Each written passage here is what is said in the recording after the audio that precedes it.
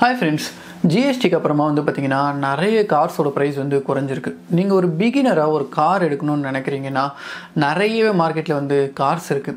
So நான் வந்து பார்த்தீங்கன்னா என்ட்ரி லெவலில் இருக்க கார்ஸை மட்டும் பிக் பண்ணி எந்த கார்ஸ் வந்து உங்களுக்கு பெஸ்ட்டாக இருக்கும் அப்படின்றத வந்து இந்த வீடியோவில் வந்து எக்ஸ்பிளைன் பண்ண போகிறேன். ஸோ என்னோடய எக்ஸ்பீரியன்ஸில் சில பிராண்ட்ஸில் வந்து சில பிரச்சனைகள் இருக்குது.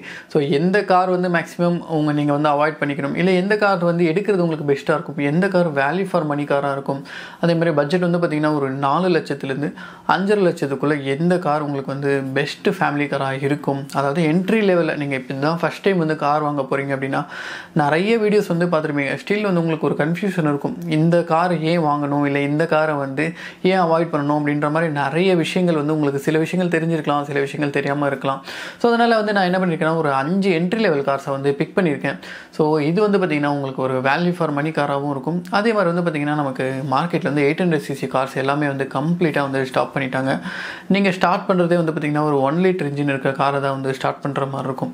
ஸோ அதில் எந்த கார் நீங்கள் பிக் பண்ணுறது உங்களுக்கு பெஸ்ட்டாக இருக்கும், ஸோ அப்படின்றது வந்து கம்ப்ளீட்டாக அந்த வீடியோவில் வந்து பார்த்துருவோம். வாங்க குயிக்காக வீடியோக்குள்ளே வந்து போயிடுவோம். ஸோ வீடியோக்குள்ளே போகிறதுக்கு முன்னாடி எப்பயுமே சொல்கிறது தான், எல்லா வீடியோஸ்லையும் சொல்கிறது தான், உங்களால் முடிஞ்ச ஒரு சின்ன சப்போர்ட் அந்த சப்ஸ்கிரைப் தான். மறக்காமல் சப்ஸ்கிரைப் பண்ணி வச்சுட்டு வீடியோக்குள்ளே வாங்க. அதே மாதிரி இந்த கண்டென்ட் வந்து உங்களுக்கு வேல்யூபிளாக இருந்துச்சுன்னா லைக் பண்ணிக்கோங்க. ஸோ வேறு யாராச்சும் கார் வாங்குகிற ஐடியாவில் இருந்தாங்கன்னா இந்த வீடியோ வந்து ஷேர் பண்ணி விடுங்க. ஒரு பெஸ்ட் ஐடியாவாக அவங்களுக்கு வந்து இருக்கும். ஸோ நம்பர் 5th நான் ப்ளேஸ் பண்ணியிருக்க கார் எதுன்னு வந்து பார்த்திங்கன்னா ரெனோவோட குவிட் தான். ஏன் 5th பிளேஸ் அப்படின்றது வந்து லாஸ்ட்டாக சொல்கிறேன். இந்த வண்டியில் வந்து ஒரு மேஜர் இஷ்யூ இருக்குது. நிறைய வீடியோஸில் யாருமே இதை பற்றி பெருசாக பேச கிடையாது. நான் இந்த விஷயம் என்ன அப்படின்றது எண்ட் ஆஃப் த வீடியோவில் வந்து ஹைலைட் பண்ணுறேன். ஸோ முதல்ல இந்த வண்டியோட ஃபியூச்சர்ஸ் பற்றியெல்லாம் பார்த்துருவோம்.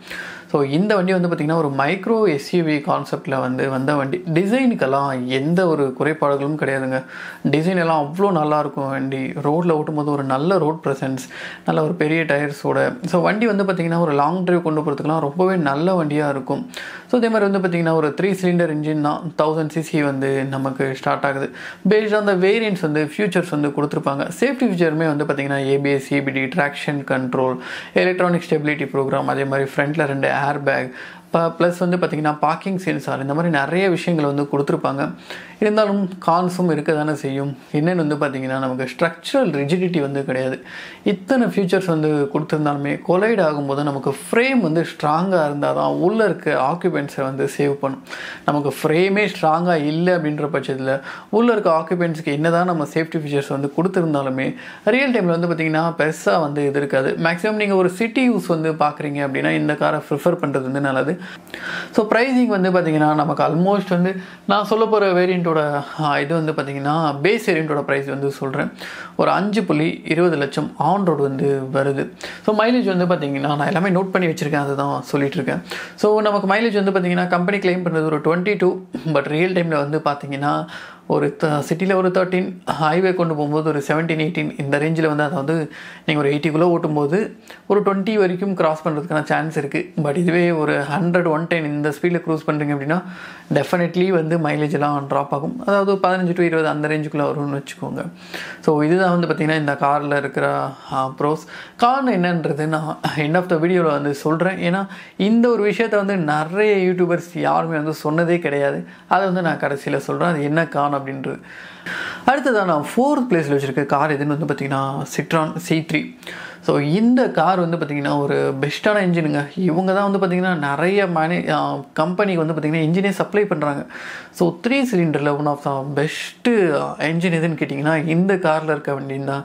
அதாவது 3 சிலிண்டரில் one of the best engine எதுன்னு வந்து கேட்டிங்கன்னா இந்த காரில் இருக்க அந்த இன்ஜினை வந்து சொல்ல முடியும்.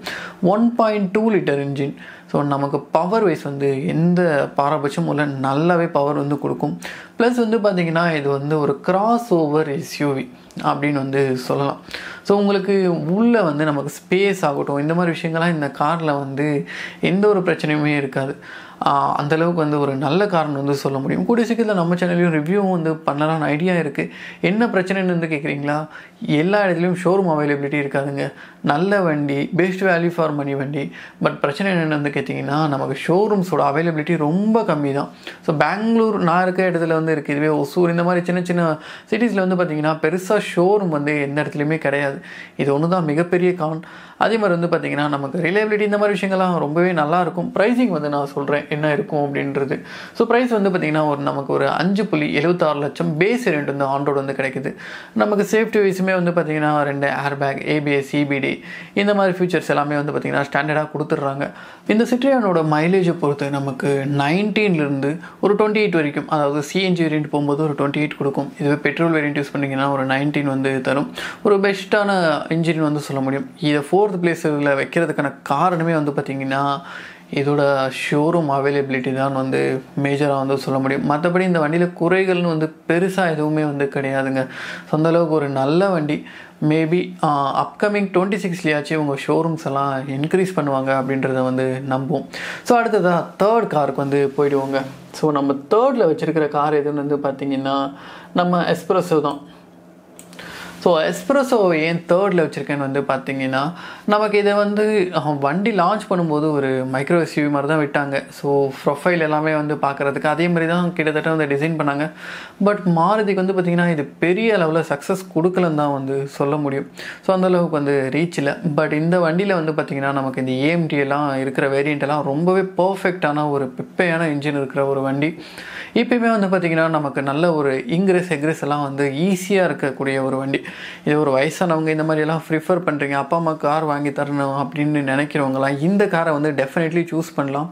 என்ன ரீசன் வந்து பார்த்திங்கன்னா ஓரளவுக்கு நல்ல கம்ஃபர்ட்டு, அதே மாதிரி வந்து ஒரு டால் பாய் டிசைன் அப்படின்றதுனால நமக்கு விசிபிலிட்டி ஆகட்டும், ஒரு லேடிஸ் ஓட்டுற பட்சத்தில் நமக்கு ரோடோட விசிபிலிட்டி இதெல்லாமே வந்து ரொம்ப நீட்டாக வந்து இருக்கும். அதே மாதிரி வந்து பார்த்திங்கன்னா ஓரளவுக்கு நல்ல வந்து கம்ஃபர்ட்டுமே வந்து கார் வந்து ஆஃபர் பண்ணும். ஸோ லாங் ரைடெலாம் நீங்கள் கொண்டு போகிறீங்க, ரொம்ப அக்கேஷனலாக தான் கொண்டு போக முடியும், ஏன்னா 1000cc வண்டி தான். ஸோ அக்கேஷனலாக கொண்டு போகும்போதும் நமக்கு வந்து வண்டி வந்து கம்ஃபர்டபுள் வந்து நல்லா ஆஃபர் பண்ணும். ஸோ இந்த வண்டி வந்து பார்த்திங்கன்னா நமக்கு 4.12 லட்சத்துலேருந்தே வந்து ஸ்டார்ட் ஆகுது. ஆன் ரோடு வந்து சொல்லிட்டு இருக்கேன் ஸ்டாண்டர்ட் வேரியண்ட். பட் ஸ்டாண்டர்டில் வந்து பார்த்திங்கன்னா நமக்கு AC கிடையாது. ஸோ அதனால் நமக்கு அதோட செகண்ட் வேரியண்ட் LXA தான் சூஸ் பண்ணுற மாதிரி இருக்கும். ஸோ அதில் வந்து பார்த்திங்கன்னா ஒரு 4,50,000 இப்போ வந்து ஆன் ரோடு வந்து போயிட்டுருக்கு. ஸோ சேஃப்டிலுமே வந்து பார்த்திங்கன்னா twelve air bag, ABS, CBD இந்த மாதிரி விஷயங்கள் எல்லாமே வந்து கொடுத்துருக்காங்க. ஸ்டில் மாருதியோட மற்ற காரில் வந்து பார்த்திங்கன்னா 6 ஏர் பேக்ஸ் வந்து கொடுத்துட்ருக்காங்க. இதில் வந்து 2 ஏர் பேக்ஸ் தான். ஸோ ரீசெண்டாக நான் வந்து ஒரு ப்ரைஸிங் வீடியோ வந்து போட்டிருந்தேன். அப்போ என்கொயரி பண்ணும்போது இதுலேயும் கூடிய சீக்கிரத்தில் வந்துடும் அப்படின்ற மாதிரி சொல்லியிருக்காங்க. ஸோ ஆஸ் யூஷுவல் மாருதி கார்ஸில் இதுவும் ஹார்டெக் பிளாட்ஃபார்ம் தான். ஸோ ஸ்ட்ரக்சரல் ரிஜிடிட்டின்றது வந்து பார்த்திங்கன்னா மற்ற கார்ஸ் அளவுக்கு வந்து இம்பேக்டெல்லாம் தாங்குமான்னு கேட்டிங்கன்னா டெஃபினெட்லி வந்து கிடையாது. ஸோ இந்த காருமே வந்து பார்த்திங்கன்னா ஒரு சிட்டியூ சில பெருசாக ஹைவேலாம் கொண்டு போய் க்ரூஸ் பண்ணி 80-90லலாம் க்ரூஸ் பண்ண மாட்டேன் அப்படின்ற பட்சத்தில் தாராளமாக எடுங்க. ஏன்னா மைலேஜுமே வந்து பார்த்திங்கன்னா நல்லா தரக்கூடிய வண்டி. எஸ்ப்ரெஸோட மைலேஜ் வந்து என்னென்னு சொல்லிடுறேன். ஸோ நமக்கு வந்து பார்த்திங்கன்னா கிட்டத்தட்ட 24.76 கிலோமீட்டர் பெட்ரோல்லையும் ப்ளஸ் வந்து பார்த்திங்கன்னா 32.73 கிலோமீட்டர் வந்து பார்த்திங்கன்னா நமக்கு CNGலையும் வந்து தரக்கூடியது. ஸோ அதனால் மைலேஜ் வைஸ்லாம் மாருதியில் சொல்லவே வேண்டாம். ஏன்னா கார் வந்து வெயிட்லெஸ்ஸு, அதே மாதிரி 1 லிட்டர் இன்ஜின் தான், அதனால் மைலேஜெலாம் தாறுமாறாக வரும். ஸோ அடுத்ததாக செகண்ட் பிளேஸ்க்கு வந்து போய்டும். ஸோ செகண்ட் பிளேஸுமே வந்து பார்த்திங்கன்னா நம்ம மாருதியிலிருந்து தான் பிக் பண்ணியிருக்கோம். ஆல்டோ K10ங்க. ஸோ இந்த வண்டியை வந்து இக்னோர் பண்ணவே முடியாது. நீங்கள் ஒரு என்ட்ரி லெவல் கார் வந்து எடுக்க போகிறீங்க அப்படின்னா டெஃபினெட்லி இப்போ வரைக்குமே ஒரு நல்ல வேல்யூ ஃபார் மணி. மெயினாக மாருதியில் வந்து ஒரு கார் எடுக்கிறதுனால அட்வான்டேஜஸ் நிறையா இருக்குங்க. என்னென்னு வந்து பார்த்திங்கன்னா நீங்கள் இந்தியாவில் எந்த மூலையில் வந்து சுற்றி வண்டி வந்து ஏதாச்சும் பிரச்சனை பண்ணுறதுனாலும் ஸ்பேர்ஸ் வந்து கிடச்சிருங்க. ரொம்ப ஈஸியாக ஸ்பேர்ஸ் வந்து அவைலபிலிட்டி இருக்குது. எல்லா மெக்கானிக்குமே வந்து பார்த்திங்கன்னா வேலை பார்க்கக்கூடிய ஒரு வண்டி. இந்த வண்டி வந்து ஒரு ஃபெமிலியரான வண்டின்னு கூட சொல்ல முடியும். கிட்டத்தட்ட எஸ்ப்ரெஸோவில் ஆகட்டும், நமக்கு ஆல்டோ K10 ஆகட்டும், செலிரியோவில் ஆகட்டும், ப்ளஸ் வந்து இது வந்து நமக்கு வேகனரில் ஆகட்டும், இது எல்லாத்துலேயுமே வந்து பார்த்திங்கன்னா சேம் இன்ஜின் தான். வேகனரில் வந்து 2 இன்ஜின் டைப் இருக்குது. ஸோ அதை வந்து வேறு ஏதாச்சும் ஒரு வீடியோவில் ரிவ்யூ பண்ணும்போது பார்ப்போம். ஸோ இந்த 4 வண்டியிலையுமே பார்த்திங்கன்னா நமக்கு ஒரே இன்ஜின் தான் கொடுத்துருக்காங்க. சில கேரக்டர் வந்து வேறுபடுது ஆப்வியஸ்லி. ஸோ பட் மேஜர் வந்து இன்ஜின் வந்து நமக்கு சேமாக தான் இருக்கும். ஸோ அந்தளவுக்கு ஒரு ஃபேமஸான இன்ஜின். ஸோ இந்த காரோட மைலேஜுமே வந்து பார்த்திங்கன்னா நல்லாவே கொடுத்துருப்பாங்க. என்ன மைலேஜ்னு வந்து பார்த்திங்கன்னா நமக்கு கிட்டத்தட்ட நமக்கு 24.39, அதாவது 24.5 கிலோமீட்டர் வந்து பெட்ரோலில் கொடுக்கும். இதுவே CNGயில் வந்து பார்த்திங்கன்னா 33.40 கிலோமீட்டர் மைலேஜ் வந்து கொடுக்கும். ஸோ சேஃப்டியை பொறுத்து வந்து பார்த்திங்கன்னா நமக்கு 6 ஏர் பேக் வந்து ஸ்டாண்டர்டாக கொடுத்துருக்காங்க. பார்க்கிங் சென்சார், ABS, CBD, அதே மாதிரி வந்து பார்த்திங்கன்னா EPS, அதாவது எலக்ட்ரானிக் ஸ்டெபிலிட்டி ப்ரோக்ராம் இந்த வண்டியில் வந்து இருக்குது. எஸ்ப்ரெஸோக்கும் இதுக்கும் என்ன வித்தியாசம் வந்து கேட்குறீங்கன்னா 4 ஏர் பேக் வந்து எக்ஸ்ட்ராவாக கொடுத்துருக்காங்க. மற்றபடி ஆல்ரெடி நான் சொன்ன மாதிரி தான் ஸ்ட்ரக்சரல் ரிஜிடிட்டி வந்து மேஜர் கன்சர்ன். ஸோ அது வந்து பார்த்திங்கன்னா எஸ்ப்ரெஸோக்காகட்டும் இதுக்காகட்டும் ரெண்டுமே வந்து பார்த்திங்கன்னா ஆல்டோலையும் ரெண்டுமே ஒன்று தான். ஸ்டில் சிட்டியில் ஓட்டுறதுக்கு ஒரு பெஸ்ட்டான கார், ஒரு பெப்பையான என்ஜின், ஒரு லேடிஸ் இந்த மாதிரி வந்து ப்ரிஃபர் பண்ணுறீங்க அப்படின்ற பட்சத்தில் கண்டிப்பாக இந்த 2 என்ட்ரி லெவல் கார்ஸை வந்து இக்னோரே பண்ண வேண்டாம். கொஞ்சம் பட்ஜெட் கம்மியாக இருக்குன்னா எஸ்ப்ரெஸோ எடுங்க, அதை விட கொஞ்சம் அதிகமாக இருக்குது அப்படின்னா ஆல்டோ எடுங்க. ஸோ ஆல்டோ வந்து பார்த்திங்கன்னா அதே மாதிரி ஸ்டாண்டர்ட் வேரியண்ட்டில் வந்து நமக்கு ஏசி கிடையாது. ஸோ அதுக்கு அடுத்த வேரியண்ட் எல்எக்ஸ்ஐலேருந்து தான் நம்ம கார் எடுக்கிற மாதிரி இருக்கும். ஸோ எல்எக்ஸ்ஐயோட ப்ரைஸ் வந்து பார்த்திங்கன்னா நமக்கு ஒரு கிட்டத்தட்ட ஒரு 4.76 lakhs வந்து ஆன் ரோடு வந்து வந்துடுது. ஸோ இப்போ இயர் எண்ட் அப்படின்றதுனால மேபி டிஸ்கவுண்ட் இந்த மாதிரி விஷயங்கள்லாம் போய் உங்களால் வாங்க முடியும். நியர்பை டீலர்ஸ் கிட்ட வந்து செக் பண்ணி பாருங்கள். முதல்ல ப்ளேஸ் பண்ணியிருக்க கார் எதுன்னு வந்து பார்த்தீங்களா டாட்டாவோட டியாகோ தாங்க. டியாகோவை ஏன் வந்து ஃபஸ்ட் ப்ளேஸில் வச்சுருக்கேன் அப்படின்னா ரீசன் இது தான். என்னென்னு வந்து பார்த்திங்கன்னா சேஃப்டிங்க. நீங்கள் ஒரு ஹைவே கொண்டு போகிறீங்க அப்படின்னா ஒரு 4 ஸ்டார் ரேட்டிங் வந்து பார்த்திங்கன்னா கொடுத்துருக்கு இந்த கார் வந்து என்கேப் ரேட்டிங்கில். ஸோ அதனால் சேஃப்டிக்கு வந்து ரொம்ப முக்கியத்துவம்.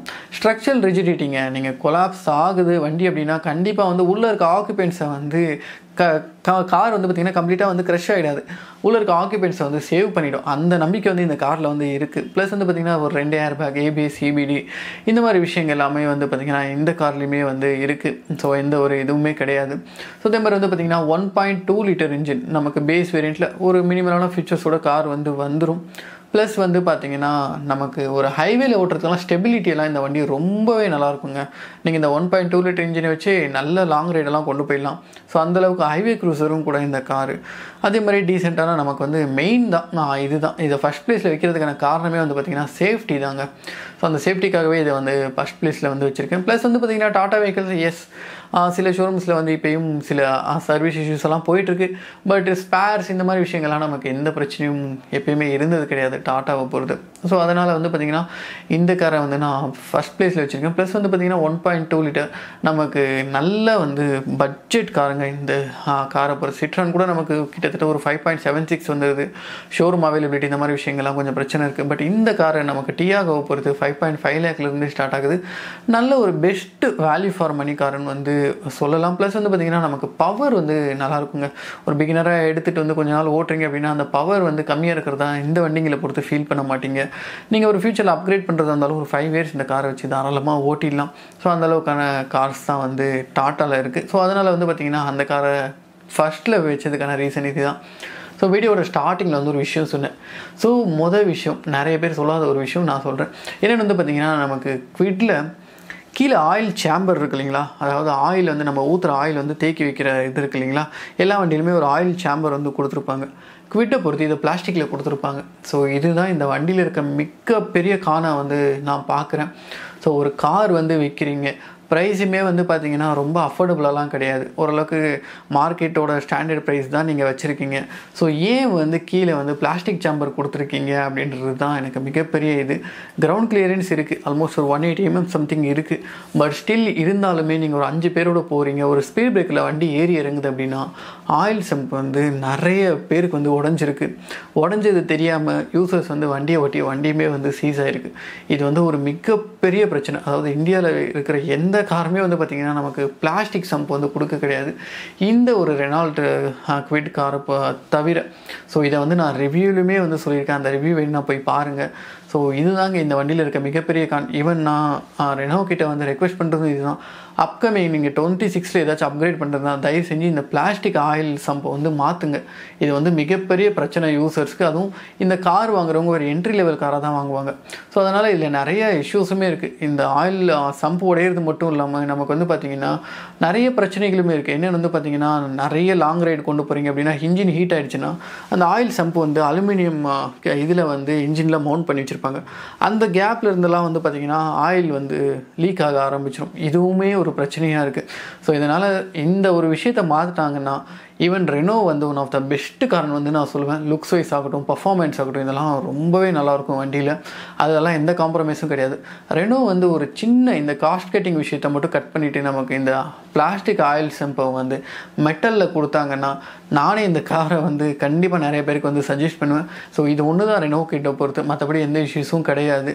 ஸோ 1 லிட்டர் இன்ஜினுக்கான மார்க்கெட் வந்து இன்னும் பெருசாக இருக்குது இந்தியாவில். ஸோ அதை வந்து ப்ராப்பராக கேப்சர் பண்ணாங்கன்னா நல்லாயிருக்கும். ஸ்டில் அந்த கார் வந்து இந்த ஒரு இஷ்யூ இருக்கிறதுனால கொஞ்சம் லேக் ஆகிட்டுருக்கு. ஸோ மற்றபடி ஆல்மோஸ்ட் இவ்வளோ தான் நம்ம வந்து லிஸ்ட் அவுட் பண்ணிட்டோம். ஸோ இந்த கார்ஸில் நீங்கள் எந்த காரை வாங்குவீங்க அப்படின்றது வந்து மறக்காமல் கீழே கமெண்ட் செக்ஷனில் சொல்லுங்கள். ஸோ இதே மாதிரி வேறு எந்த சீரியஸ்க்கான வீடியோ வந்து தேவைப்படுது, பைக்ஸில் எந்த சீரியஸ்க்கான வண்டி தேவைப்படுது, இல்லை கார்ஸில் எந்த செக்மெண்ட் கார் வந்து இந்த மாதிரி உங்களுக்கு வந்து ரிவ்யூ தேவைப்படுது அப்படின்றது மறக்காமல் கீழே கமெண்ட் செக்ஷனில் சொல்லுங்கள். ஸோ அடுத்த ஒரு வீடியோவில் மீட் பண்ணுவோம். அன்டில் தட் பாய் ஃப்ரம் ஹார்த்தர்ஸ் பிரவீன். மறக்காமல் எல்லோரும் ஹெல்மெட் போட்டு வண்டியை ஓட்டுங்க, கார் ஓட்டுறது அந்த சீட் பெல்ட் போட்டு கார் ஓட்டுங்க, சேஃபாக ரைட் பண்ணுங்கள், எல்லோரும் செக்யூராக இருங்க. அடுத்த வீடியோவில் மீட் பண்ணுவோம். அன்டில் தட் பாய் ஃப்ரம் ஹார்த்தர்ஸ் பிரவீன். தேங்க்யூ.